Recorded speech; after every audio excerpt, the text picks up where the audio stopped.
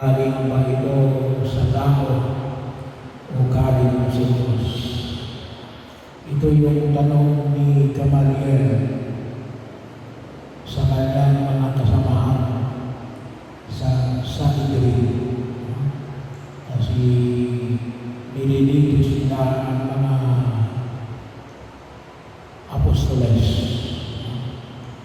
At ipinaalala sa mga kasama nila na kung ito'y galing sa tao, ay hindi magtatagal ito. Pero sabi nga ay ito ba ay galing sa Diyos?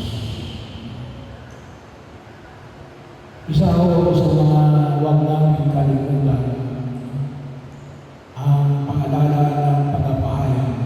Napakahalaga ho makita natin ang isa ko sa mga elemento na tinatawag natin synod o synodality, kasama na ho yung dialogue with the Spirit, ay yung pagkilatis. Pagkilatis.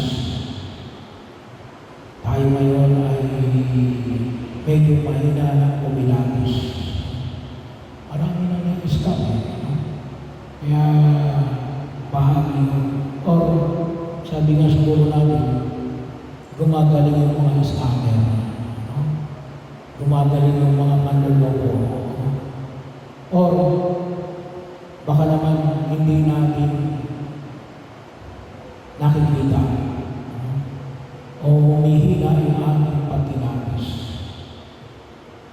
At isa ako sa dapat ay natin kilatis ngayon, ito ba'y galing sa Diyos o galing sa tao? Bahagi yun. O ito ba'y galing sa hindi Diyos at sa hindi tao?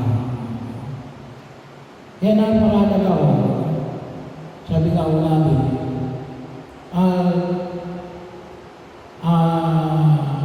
sa pagkilos, kasi alam nyo, sana yan ang mga may tutulong, lalo-lalo na tayo mga may edad. Doon sa mga susunod na henerasyon. Kasi bakit? Marami na tayong karanasan.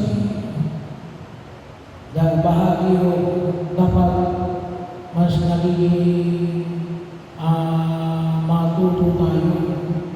Bakit hindi naman ako nakapag-aaral? Wala naman ako masteral. Ay, alam niyo, isang bahagi yun na huwag natin kalimutan. Kahit na sabi nga natin, isa sa mga biyaya na pinagkakaloob sa atin, ay ang biyaya ng Espiritu Santo. Yan bahagi yun na kung saan ay mapapansin natin na maging susunod. Pagkatapos mo ito 50 araw na muling pagkabuhay ng ating Panginoon sa Kristo, ay pagdiriwang natin yung pag-akyat na sa langit. And then, yung Pentecostes, pagpapadala sa atin ng Espiritu Santo. Ang Espiritu ng Diyos. Bahagi yun. Sabi nga natin, kaya yung patuloy natin paanyaya na makita natin at ilingin natin na matuto tayo kumilatis kung ito ba'y galing sa Diyos o galing sa tao.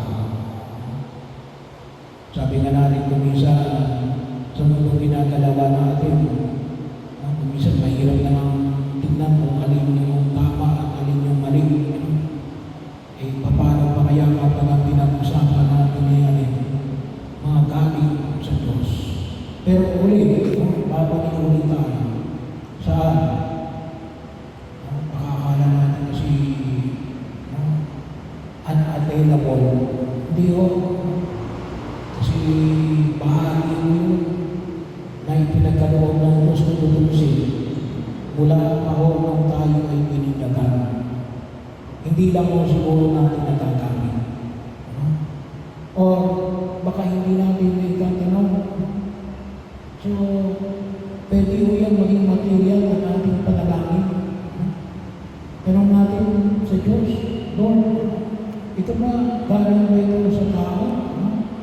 O galing ba ito sa Diyos? At kung ito kasi, yung din kung tawagin natin ay ini-insinuate ni Gamaliel sa kanyang mga kasama na mga Pariseo na kabilang sa Sanhedrin. Ano ba yung Sanhedrin? Yung Sanhedrin na rin, kung tawagin natin ay court, tawag natin ay ecclesiastical court. Korte ng simbahan ng mga Hudyo. Kasi doon nila hinahatulan kung itong mga alagad ay lumabag sa kanilang turo bilang mga Hudyo. Kaya bahagi yun, lalo-lalo na yun. Yung tawagin natin ay, sabi nga natin ay mga korte ng simbahan ng Hudyo na nagpapahayag na sumasa kanila ang Diyos. Kaya napakalaga rin yung nakita ko natin sapagkat maging aware din tayo. At kung isundin niyo sa proseso ng synodality, may ginatawag na tayo ng conversation with the Spirit. Pagninilay. Mga kaya iniiling yung yung mga ilang mga tawagin natin yung mga sharing, ito yung dating sa akin. Pero ito pang dating sa iyo, ay kinakailangan natin itanong, galing ba yan sa Diyos? O galing lamang sa tao? Bahagi yun. Kinakailangan natin itanong yun. Bakit? Tayo mga anak ng Diyos. Kaya dapat, kinakailangan natin maging bahagi ng ating pagninilay.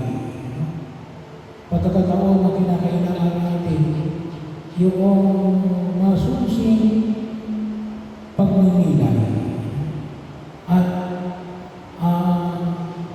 tinatawag natin pagkaunawa sa kalaliman ng ating panalangin sa harapan ng punong ikapal.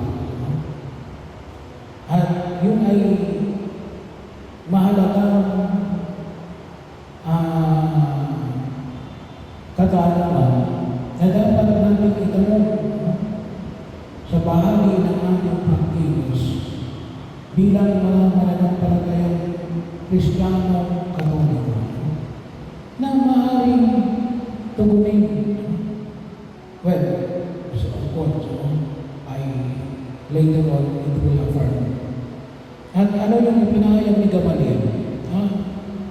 Na isa sa maliwanag na Ronaldo na kapag kayo kanan sa tao, hindi magtatagal to. Binigay niya yung mga halimbawa ng mga umaklas sa kanila. Hindi magtagal. Bakit? Galing sa tao. Hindi galing sa Diyos. Pero mahalaga yun na maging bahagi ng ating pagninilay at pagkilalis. Pag sa atin, may mga pwede natin pagbasihan, yung nasusulat ng salita ng Diyos, yung banal na kasulatan, yung mga isinulat na simbahan, bahagi yun kung saan ay makita natin at yung sitwasyon na kinabibilangan natin. Kasi bahagi yun na huwag natin kalimutan. Sabi nga natin kung minsan may mga ginagawa tinatawag tayo yung mga parameters para masabi natin na ito ay galing sa Diyos o galing sa tao. Kaya hinulog natin sa harapan ng Panginoon. At isa rin isa rin na yung pinag-uusapan ay yung tawagin na natin, yung tungkol sa Joshua, makakaroon ng gera. Katulad ng mga salita na binanggit ni Papa Leo ng President Trump, sampo lang yun. Pero hindi mo natin pagninilay-nilayan yun. Pero yun ang malaga. Nasaan dito yung galing sa Diyos. At bahagi yun na ipinamani ko sa atin dito, yung halimbawa na ipinakita na Jesus sa Ebanghelyo na rin, nagpakain ng marami. Bahagi yun na kung saan iwag natin. Babalik ko din ulit tayo. Yung kahalagahan ng patuloy na pagkapakain ng Diyos sa atin para tayo ay mabusog at magkaroon ng lakas na harapin ang hamon na ito na binigyan din natin ng diin kahapon. Anong nakaraang araw? Yung banal na Eucharistia. Pero maging bahagi ng ating pagkikinay. Sana ho, palagi natin ilagay sa ating panalangin. Na hilingin natin, Lord, tulungan mo